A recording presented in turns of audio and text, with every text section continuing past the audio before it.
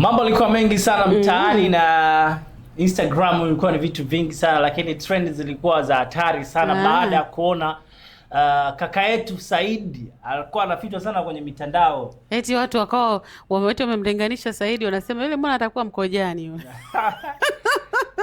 Mkojani naye kajipata. Inawezekana. Sio yeye bwana yule. Sio kweli. Sio yeye. Hatimaye bwana Saidi mmeficha we mara ile tattoo baba yangu mwenyewe anaitwa Zahiri nilichora kwa ajili ya baba yangu, kumbe ulimchora mume ndugu yetu. Sasa issue ya Zailisa imetrend sana huko kufunga ndoa. Sisi issue ambayo imetuleta hapa si Zailisa kufunga ndoa, hatuizungumzii sana kwa sababu tayari ndoa imeshafanyika. Pongezi nyingi kwake. Issue inayozungumzwa ni kwamba hii ni ndoa yake ya ngapi na yeye ni mke wa ngapi kwenye hii ndoa. Zailisa inavyosemekana ndoa yake ya 3. Bana, ukiacha watu wamesema ya pili, wengine wanasema ya 3. Si ndoa tunazozitambua ambayo alifunga na Dula Makabila, msanii wa Singeli, lakini pia ndoa nyingine tunaoitambua alifunga na Haji Manara, aliyekuwa msemaji wa timu ya Yanga, lakini pia ndoa nyingine ambayo tunaitambua ndio ndoa hii hapa ya Saidi. Kama kuna ndoa nyingine sisi hatuifahamu, lakini inavyosemekana hii ndoa yake ya 3. Ya 3.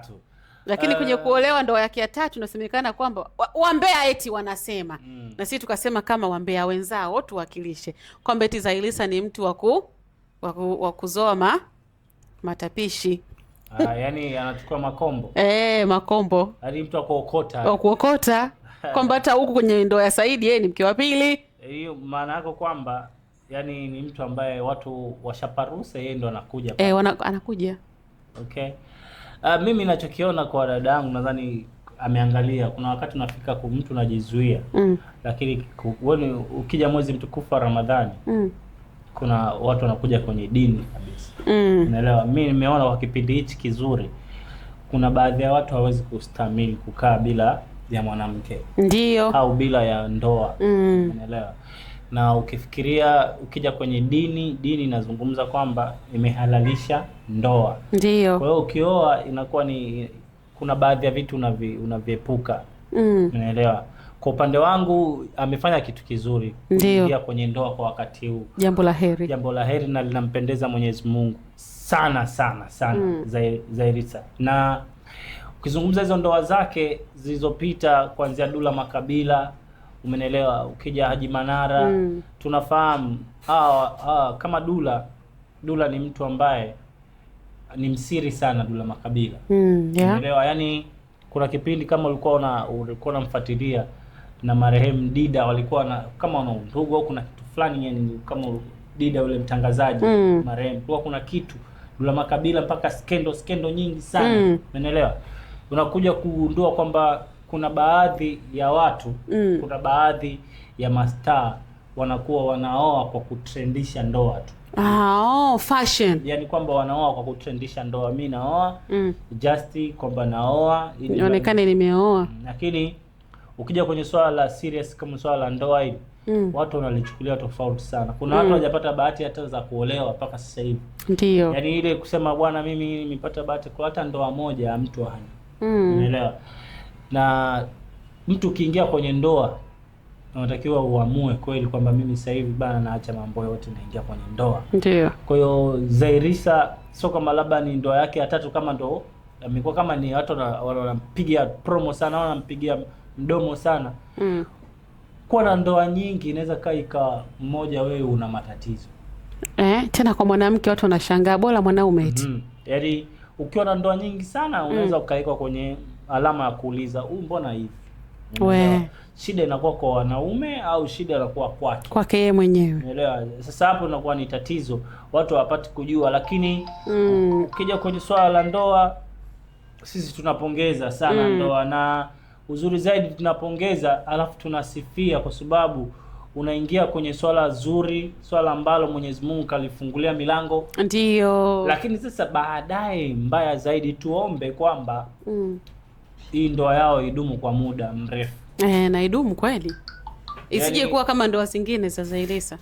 Yani ifike wakati kwamba iseme bana hapa inatosha, wasinizungumzie tena kwenye masuala ya mambo ya ndoa. Iwe ya mwisho mpaka kifo.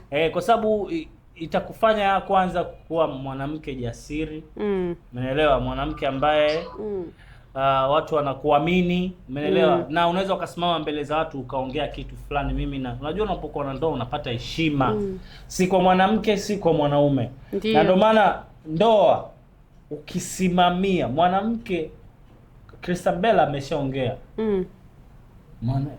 Au Linux, mwanamke sio anaweza kuvunja ndoa yake kwa mikono yake ye mwenyewe. Umeona? Kwa hiyo Linux tayari umeona kabisa amekuja na mwanamke, unaweza kuvunja ndoa yako kwa mikono yako mwenyewe, wewe mwenyewe, umeelewa? Kwa hiyo wanaume siku zote sisi yaani sio kama lazima tuwadekeze tu wanawake zetu. Tunatakiwa wanawake na wao wajue kumdekeza mwanaume wako, umeelewa? Ni mumeo. Kwa hiyo kuna baadhi ya vitu mpunguze wanawake, na hasa mdomo, pereche mashoga. Sometimes unaweza kaa tu Dula Makabila kaachana na Zairisa kwa sababu labda tu fujo tu, zile trending zaba kaenda huku, katoka kashoga yake huyu si kaenda huku mapati. Yani hivyo vitu unajua ukishakuwa kwenye ndoa hivyo vitu, yani mpaka mumeo anapokupangia bana, leo tunatoka. Okay. Au leo lakini kuna wakati kuna vitu vinachangiwa na mwanamke mwenyewe. So kwa ndoa yake hii Zairisa na Said, bwana Said amebahatika. Amebahatika kwa sababu kwanza Zairisa sio mnyonge ukamchukulia yani poa. Dada fulani hivi. Yani usimchukulie poa, yani ukiwaweka pale katika wale wanawake ambao wapo mjini, umeelewa? Na ukienda kwake pale unaokota, yani sio kama labda mnyonge. Na yeye mwenyewe anajiweza, yuko vizuri na amepita na mastaa. Ukimzungumzia Dula Makabila ni sasa hivi ndio watu Alikiba anasema yeye ndio mfalme wa Sengeli. Umeelewa vizuri. Kwa hiyo ukimzungumzia Haji Manara, pesa imetawala pale. Umeelewa? Yani anaweza akakupiga maneno mawili tu akakupiga na kibunda nini fresh kinoma, au sio? Kwa hiyo dakika za mwisho tunapata kuona kwa unaambiwa hata bwana harusi mpya naye hawezi kwa mnyonge. Yani wewe sikiliza, nikwambie kitu Sami. Wewe Sami, ukiwa kama unafanya kazi sehemu labda biashara zako unafanya labda sokoni Madale, washikaji zako watakuwa watu wa sokoni Madale. Unaelewa? Ukiwa unafanya biashara zako kwenye mitandao, marafiki zako wanakuwa ni watu wa mitandao, yani hivyo. Ukiwa unafanya mziki, watu utakuwa una bold nao ni watu wa mziki. Kwa hiyo unakuta wote hao sio kama ni wanyonge. Said hawezi kwa mnyonge mpaka anakutana na Zairisa, unafikiri inakuaje? Yani kwa maana iwe watu wamethibitisha kwa mapenzi yalikuwa kwa before. Kwa hiyo timisi Zairisa kwa wanaume walikuwa wanafuata hela. Hapana, sio kufuata hela, ndio nyota yake imeangukia huko. Yani mimi nilichomaanisha kwamba Saidi ambaye mume halali wa Zairisa, si ndio? Si mnyonge. Yani kiasi kwamba ukamchukulia hana kitu. Ndio maana kuulizaje ni kwamba tu nyota Zairisa imeng'aa kupata wanaume hao, au ye mwenyewe pia kinachompeleka huko ni mapene? Ndio maana nikakwambia hapo. Ndio maana ndoa zake zinavunjika. Wewe ukibold na watu maarufu. Okay. Umeona maana? Naelewa. Kwa hiyo sasa Zairisa yenyewe sio mnyonge, nakuta na Said yenyewe sio mnyonge, na kwa sababu mwenyewe ni mzuri. Kwa sababu unajua siku zote wazuri ndo uwezo wenyewe kwambia kizuri chajiuza, kibaya chajitembeza. Sio kama wabaya hapati nafasi ya kuonekana au kwa ubaya. Sometimes inawezekana una ubaya tu wa kawaida, umeelewa vizuri, lakini uzuri wako ukawa upo kwenye roho. Sometimes unaweza kuwa na uzuri wa sura lakini ubaya ukawa upo kwenye nini? Kwenye roho. Kwa hiyo kuna the way jinsi ambavyo unavyoweka. Mimi naamini kwamba kwenye hii ndoa kwa mwezi huu mtukufu wa Ramadhani na wao walivyoamua, kwa sababu hii imekuja kiwema kabisa. Yaani mwezi mtukufu wa Ramadhani sisi tunathibitisha, tunaoana, tunahalalisha. Mambo yanakuwa sasa wenye chuki na chuki zao, mwenye husda. Na nyinyi hizo habari mmezitoa wapi kwamba Zairisa ni mke wa pili kwa bwana Saidi? Jamani ndugu zangu, wapunguze pereche. Kuna watu hawajaolewa, unaelewa? Hawajaolewa mpaka sasa hivi, yani wanang'ang'ania ndoa. Wapo wengi, tukianza kuwataja hapa wengi sana yani. Ila kwenye hili lisemalo lipo, kama halipo basi laja. Labda kweli ni mke wa pili, tutajuaje? Yani kama kaolewa mke wa pili, si vibaya. mbaya zaidi yeye kutokujua. Kuna watu viliwashinda mke wa pili. Nakumbuka hata dada yake Diamond aliolewa mke wa pili pia kwenye ndoa yake ile na bwana yule. Sasa unajua ubaya wa mke wa pili au uzuri wa mke wa pili. Kwanza nianze kwenye ubaya. Mwanaume una mke au sio? Alafu unakutana na mwanamke mwingine unaenda kuoa bila mke wako mkubwa kujua. Umeelewa?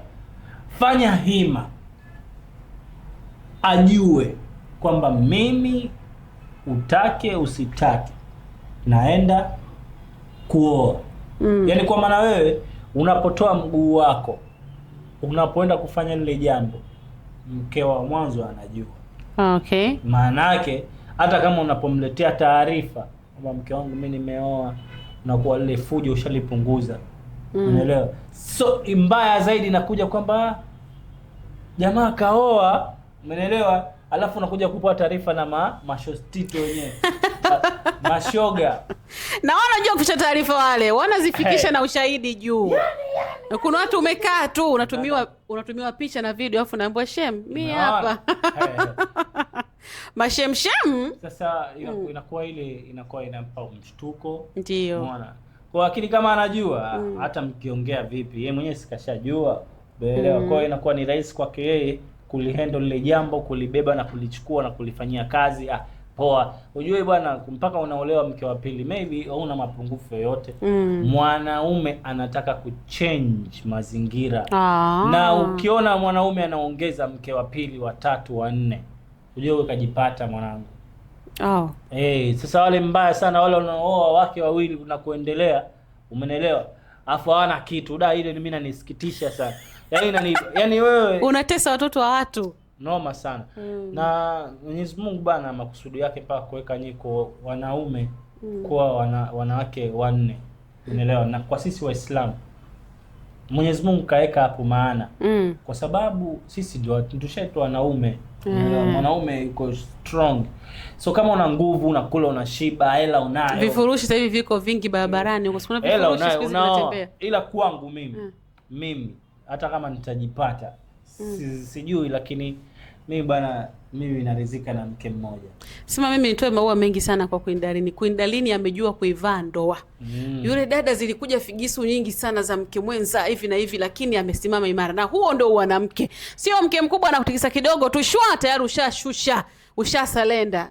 Queen Darleen ana moyo. Hapo ndo kwenye mapenzi. Hapo ndo. Na ametulia. Ndo na mapenzi. Umeona tumezungumza vitu vingi kuhusiana na Queen Darleen hapo nyuma, siku za nyuma. Tumemweka katika right, yani njia nzuri, kwa sababu kabisa ameamua, amejizatiti, amejitolea na alikuwa anaitaka ndoa na ameivaa. Unajua kuna watu wanaoitaka ndoa na kuna ambao ndoa inawataka. Ndoa unaivaa kwamba mimi sasa hivi nimekubali kuolewa, sitaki tena mambo ya kitoto. Ndio kwa maana kinachotokea kibaya kizuri wewe unafurahia, una siri unayo wewe na mumeo kabisa, wewe na mkeo. Kwa hiyo ndugu yetu Saidi, tukupe pongezi nyingi sana kwa mwezi huu mtukufu wa Ramadhani, na of course umetuthibitishia hapo siku ya Valentine Day. Wewe vitu vimeenda kabisa, vimejipa. Instagram imechafuka, yani hakuna Mondi, hakuna shui nani, ukafunika wewe mwenyewe mitandao, Zuchu, hakuna sui Jacqueline Wolper, sijui akina nani, kina G-Wagon. Alikuwa ni Zairisa peke yake, kwa sababu jambo lilokuwepo lilikuwa limewashangaza sana watu. Yani watu walikuwa surprise. Kuna watu nadhani walikuwa wamealikwa mapema. Kuna wengine walikuwa sasa nyinyi mtakutana na kitu kizito kwenye mitandao. Hata msipokuja. Muongee msiongee mtajua. Mimi nimpongeze kwanza Said, nimpongeze Zairisa, lakini kuna clip kwa kuchomekea hapo. Yaani hiyo clip Juma Lokole tena, yani Juma Lokole baba la Wambea kafanya nini? Kafanya nini udugu wako? Mstiri ndugu yangu huyo. Lakini nampenda sana Juma Lokole. Clip gani bwana? Anaongea ukweli. Tuambie basi. Hii namna hii iko tofauti sana na Zairisa. Basi sawa. Iko tofauti. Sawa. Ila kwa sababu tushamaliza stories za Zai hapa. Na ichomekea na kwa sababu inaingia kwenye swala la ndoa hiyo. Inaingia. Bwana, kuna clip moja nimeiona Juma Lokole. Anaropokwa, anasema hapa Bongo. Yaani ukimsema Wema Sepetu kwa ubaya. Umenielewa vizuri? Sijui Wema Sepetu hajaolewa, sijui Wema Sepetu sijui nini, ukiacha mambo ya kuzaa. Yaani hajazungumza. Yaani hapa anazungumzia vitu vya ndoa tu. Mumuache. Dada ya watu kashafanya vitu vingi, mumuache. Kuna magari makubwa alikuwa anakuja kupaki kwa Wema Sepetu. Wanahitaji ndoa. Na yeye akawa haitaki ndoa. Umeelewa? Yeye ndo anazikataa ndoa. Kwa hiyo Juma Lokole anaambia jamani, mumuache dada wetu kapumzika. Yaani Juma Lokole mpaka naongea vile anasema kweli. Kuna mastaa wametajwa pale ambao walikuwa tayari wanalilia ndoa kipindi hiko. Basi tutakuja nayo hiyo. Hiyo nayo nyingine sasa, hiyo exclusive nyingine ndugu yangu. Tusimalize utamu. Unaonaje kama tusimalize utamu? Haya bana. Hiyo chukue kaa nayo. Kaa nayo hiyo. Tumekupa teaser hiyo. Wewe nayo mbaya wewe ochu. Sawa, sisi tumalize na hili. Tumpongeze Zailisa, lakini tunaomba pia isiwe ndoa ya futari na uji tu, iwe mwendelezo, ndoa ambayo itadumu na iwe ndoa yako. Hatuwezi jua Mungu kapanga nini, ila sisi tunaomba heri iwe tu ndoa yako ya mwisho. Isije tena ndoa nyingine bwana. Kwanza na Bwana Saidi mmeendana. Kila mmoja anachunga abiria anachunga mzigo wake. Wewe bana. Twiga. Ukiweza kumiliki mzigo wako vizuri ukachunga Zailisa, itakuwa ni vizuri zaidi. Zile trending stories nini. Ukiangalia Zailisa na Saidi ni kama twiga na kifaru. Nakwambia yani kuna ukiangalia mmoja kama Zailisa twiga alafu Saidi kifaru. Bana big time. Hii ni The Gossip Table. Tumezungumza vitu vingi sana kuhusiana na Dula Makabila, ndoa kuhusiana na Zailisa pamoja na Said au vipi bana. Sasa hivi amekuwa na trend vipi, uzito anao kaka yetu Said au uzito umekuwa umepungua, tumpandishe kidogo. Ndio. So tukimwangalia pia dada yetu Zai, na yeye amechagua wakati mzuri sahihi kuingia katika ndoa. Big time kwake. Sisi tunawatakia kila laheri au sio bwana kwenye ndoa, lakini pia tuseme asante kwa kututazama au vipi bana. Tumezungumza vitu vingi. The Gossip Table ilikuwa tumezungumza vitu vingi, lakini charming sana tumezungumzia kuhusiana na dada yetu hapa Zailisa. So big time kwa washikaji zetu bado ambao hawajasubscribe YouTube channel ya 69 Media. Big time kwako, channel yetu ndio hapo. Subscribe alafu bonyeza alama kengele hapo. Nakuwa ni fresh, unyama unakuwa ni mkubwa sana. Au vipi ndugu yetu? Sisi tunamaliza hivyo. Till next time. Bye. Bye.